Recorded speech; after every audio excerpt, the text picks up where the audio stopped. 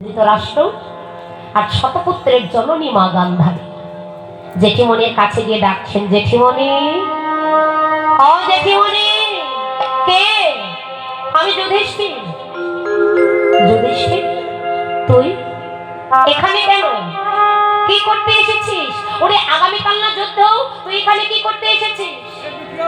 জেঠিমণি, আগামীকাল তো যুদ্ধ, তো যুদ্ধ শুরু হবার পূর্বে আমি তোমাদের কাছে এসেছি তোমাদের চরণে একটু প্রণাম করতে। ওরে, আমরা না তোমাদের শত্রু, আমরা না তোমাদের শত্রু, আমাদের চরণে কেন প্রণাম করবি? যুধিষ্ঠির বলছে, জেঠিমণি, না গো না, এখনো পর্যন্ত তোমরা আমাদের শত্রু হওনি, আগামী কাল থেকে তোমরা আমাদের শত্রু হবে, এখনো তোমরা আমাদের শত্রু হওনি। তাহলে কি করতে এসেছিস? বলে তোমাদের কাছে আশীর্বাদ নিতে এসেছি। কি আশীর্বাদ চাস? জেঠিমণি, অন্য আশীর্বাদ চাই না, অন্য কিছু নিতে আসিনি, তোমাদের কাছে এইটুকু আশীর্বাদ নিতে এসেছি। তুমি এইটুকু আশীর্বাদ করো, আগামী কাল তো যুদ্ধ, ওই কুরুক্ষেত্র মাঠে যখন যুদ্ধ শুরু হবে, ওই যুদ্ধে তোমার শতপুত্র যেন জয়ী হয়ে যায়, আর আমরা পঞ্চ পাণ্ডব যেন ওই যুদ্ধে নিধন হয়ে যায়। নিতাই গৌর প্রেমানন্দে হরি।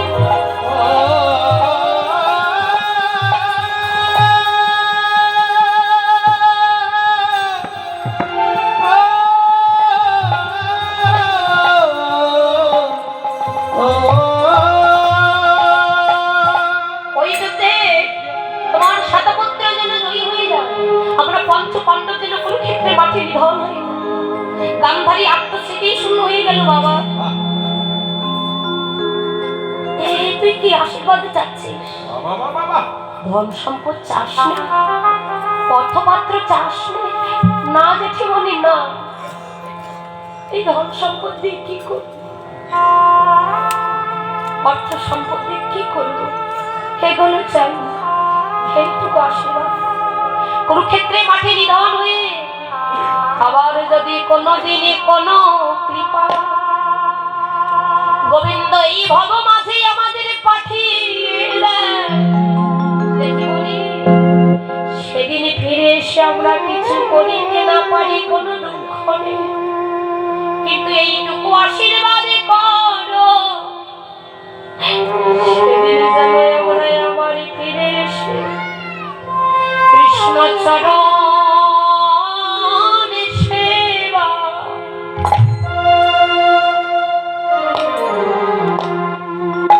আমরা করিতে পারি।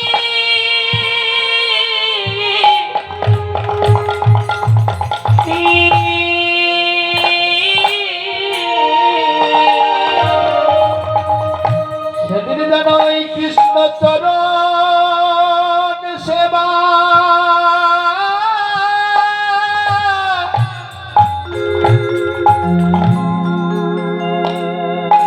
ও করিতে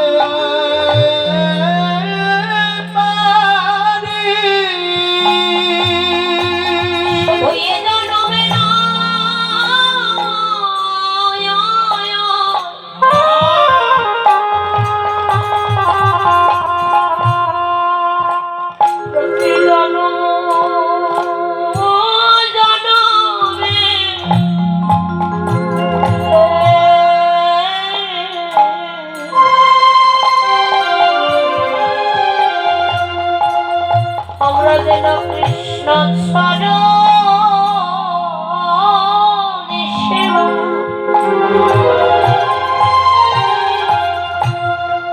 সেবা করিতে পারি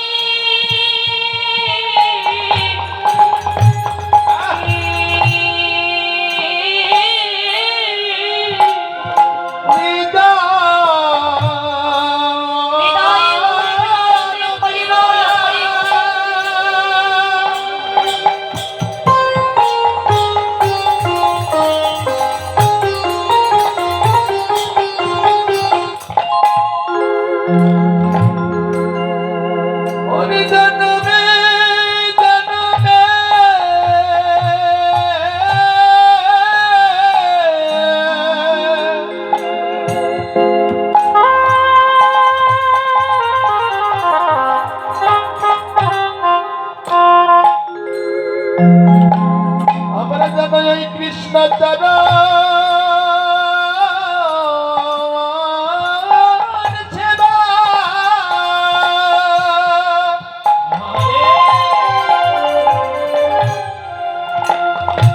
অঙ্গ করিতে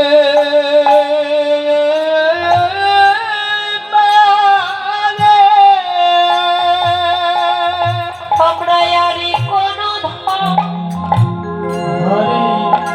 সাই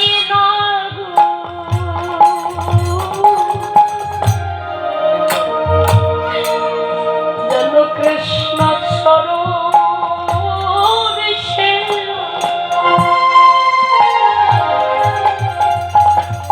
আমরা করিতে পারি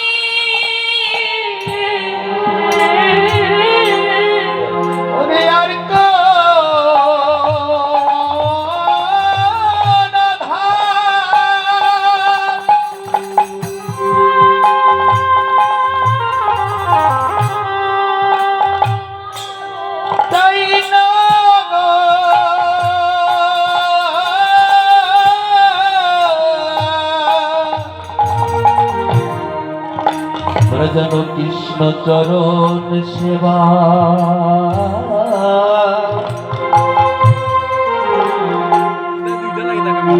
ভোগ করিতে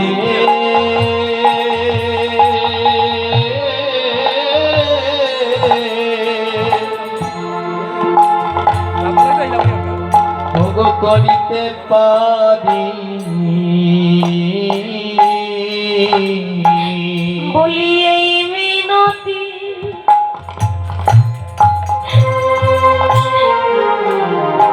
জানাই রাখিল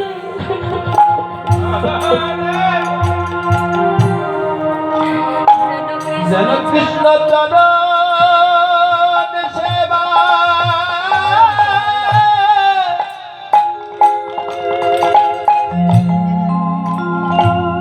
ভোগ করিতে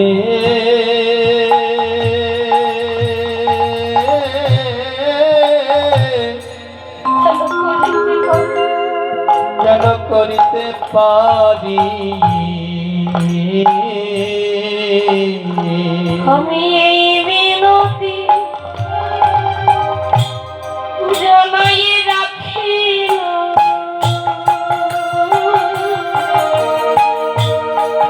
যেন কৃষ্ণ চরণ সেবা আমি করিতে পারি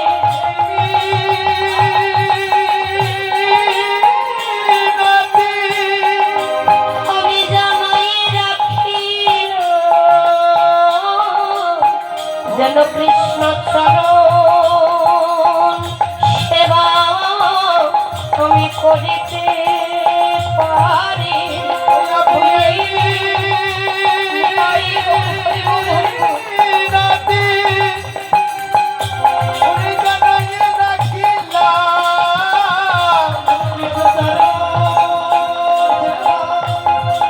করিতে পারি ওই মিনতি জানাই রাখিলাম যেন চরণে সেবা শুধুই জল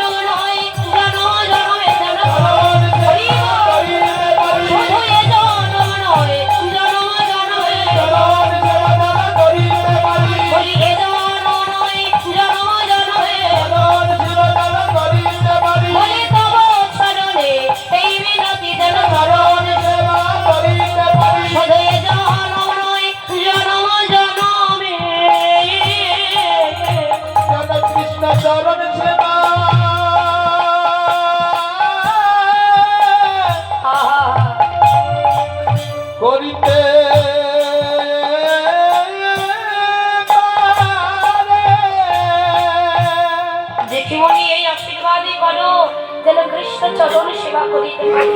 আত্মস্মৃতি শূন্য হয়ে গেল গান্ধারী। আশীর্বাদ করছে বাবা, যথা ধর্ম তথাই জয়, আর অধর্মের হবে পরাজয়। নিতাই গৌর হরি বল।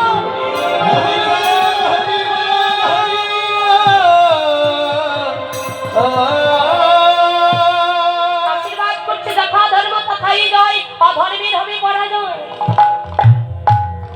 দুর্যোধনে ছুটে এসে বলছে মা, এ তুমি কি আশীর্বাদই করলে মা? গান্ধারী বলেছে বাবা, যে আশীর্বাদ করেছে ঠিকই করেছে। ওদের আর যুদ্ধ করতে হলো না, বিনা যুদ্ধে ওরা জয়ী হয়েছে, বিনা যুদ্ধে ওরা জয়লাভই করেছে, যুদ্ধ আর করতে হবে না। যুধিষ্ঠির চলে গেলেন কৃষ্ণের কাছে। কৃষ্ণ মুখে জড়িয়ে ধরে বলছে দাদা, বলো দাদা, আর কি তোমাদের যুদ্ধ করতে হবে? সখা, যুদ্ধ করব না, কিন্তু ওরা যদি আমাদের 5টি ভাইকে 5টি গ্রাম দিয়ে দেয় তবে আর যুদ্ধ করব না। এই প্রস্তাব ভগবান কৃষ্ণ দুর্যোধনের কাছে রাখলেন, কিন্তু বাবা দুর্যোধন দিতে রাজি হলেন না। বলে যুদ্ধ ওদের করতেই হবে, বিনা যুদ্ধে আমরা তাদেরকে কখনো রাজি নই, যুদ্ধ করতেই হবে। বেশ, যুদ্ধ হবে। আগামীকাল থেকে কুরুক্ষেত্রের মাঠে যুদ্ধ শুরু। এমন সময় দুর্যোধন বলছে সখা, আগামীকাল থেকে তো যুদ্ধ, এবার বলো তাহলে তুমি কার পক্ষ অবলম্বন করবে? আমরা সব ভাই আমাদের পক্ষ অবলম্বন করবে, নাকি ওই পঞ্চ পাণ্ডবদের পক্ষ অবলম্বন করবে? ভগবান কৃষ্ণ বললেন না গো না, এই কথা আমি এখন তোমাদের বলতে পারবো না, আজ আমি তোমাদের পরীক্ষা নেব। কি পরীক্ষা? আমি দ্বারকায় একটা ঘর বেঁধে থাকবো, দ্বারকায় আমি একটা ঘর বেঁধে থাকবো, আর সেই ঘর বেঁধে যখন থাকবো, রাত্রি যখন প্রভাত হবে, প্রভাতকালে সকালবেলা ঘুম থেকে উঠে আগে যার বদল দর্শন করবো, আমি তার পক্ষটাই অবলম্বন করবো। ভগবান চতুরের শিরোমণি ভগবান ভক্তের পরীক্ষা নিচ্ছে কি করে বাবা? দ্বারকায় ঘর বাঁধলেন, ঘর বেঁধে ভগবানের মস্তকের দিকে করেছিলেন একটা রাজ সিংহাসন, আর চরণের দিকে করেছিলেন একটা কুশের আসন।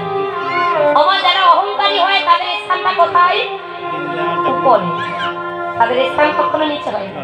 রজনী প্রভাত হবার আগেই সবার আগে দুর্যোধন দ্বারকায় গিয়ে ভগবানের মস্তকের দিকে ছিল রাজ সিংহাসন, ওই সিংহাসনটা গ্রহণ করেছে।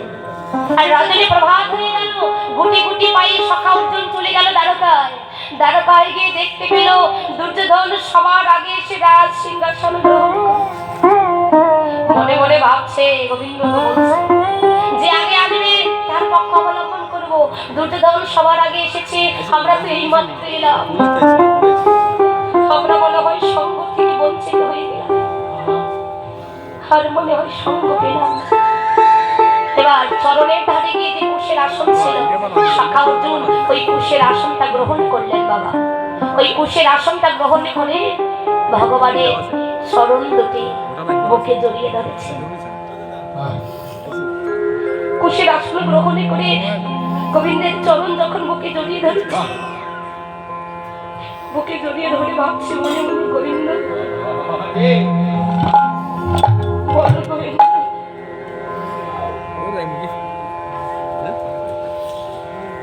আর কি আমরা তোমার সঙ্গ পাবো না?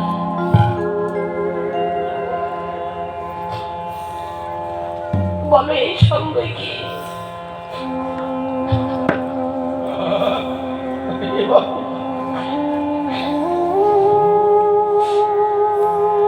বলো গোবিন্দ, এই সঙ্গই কি আমাদের জীবনের শেষ সঙ্গ? আর কি কোনোদিন আমরা তোমার এমন সঙ্গ পাবো না গোবিন্দ? চরণ বুকে জড়িয়ে ধরেছিলেন আর মনে মনে ভাবছে, গোবিন্দ বলো এই সঙ্গই কি আমাদের জীবনের শেষ সঙ্গ? এমন সঙ্গ কি আমরা কোনোদিন পাবো না? এমন করে ভাবছে, আর নয়নের জল যেন গোবিন্দের চরণের উপর পড়ছে, টপ টপ করে ঝরঝর করে নয়নের জল গোবিন্দের চরণের উপর পড়ছে। দেখে মনে হয় নয়ন জলে চরণ ধোয়ায়ে দেয় গো।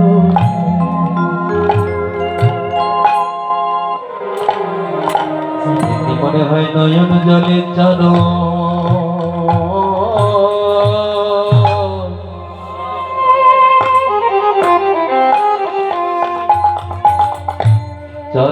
ধোয়ায়ে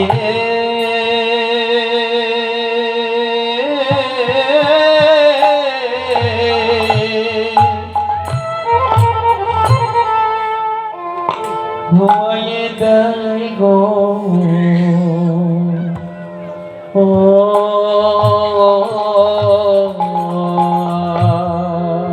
যেন চোখের জলে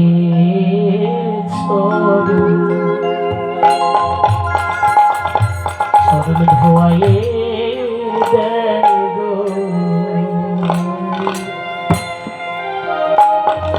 যেন চোখের জলে চরা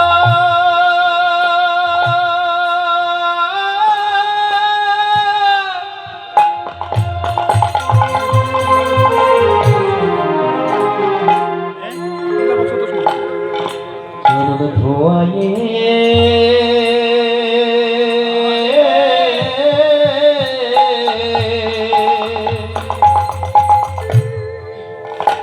ধোয়ায়ে দেয় গো মদিরারে কি ভাগে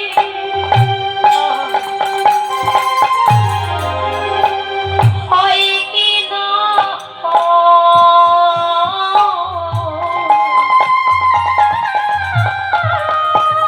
যেন চোখের জলে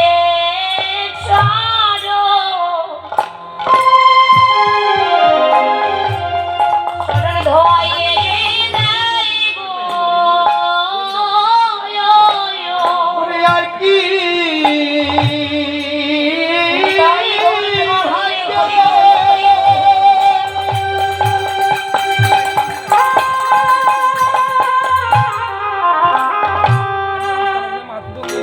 ওরে হয় কি না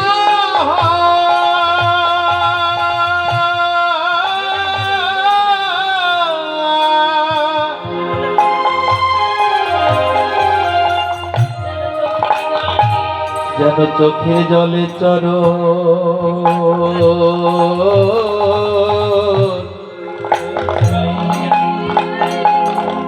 চরণ ধোয়ায়ে নাই গো। বুকে জড়িয়ে ধরে বলছে কেঁদো না সখা কেঁদো না, এই জগতে যারে কেহ নাই তারে তো আমি আছি। কেঁদো না, অমনে করি কেহ যদি আমায় চোখের জলে ডাকে আমি যে সইতে পারি না। মনে রেখো জগতে যারে কেহ নাই তারে আমি আছি, যারে কোনো আশ্রয় নেই তার একমাত্র আশ্রয় হলাম আমি। এই জগতে যারে কেহ নাই সখা ও তার শেষের গতি আমি করি। তাই গৌর হরি বল। শেষের গতি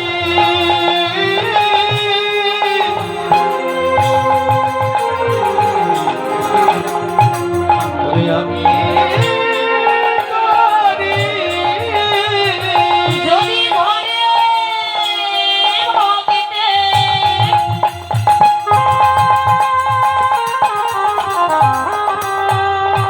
দুঃখটা নয়ন মারি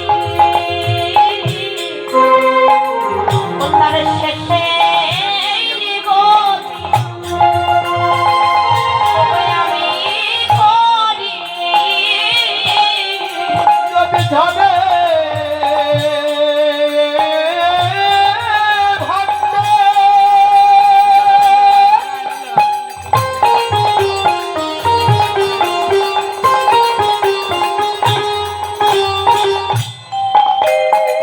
দুপুরটা নয়ন মারি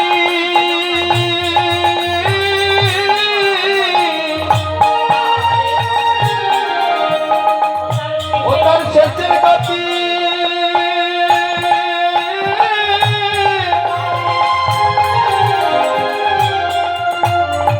আমি নিজে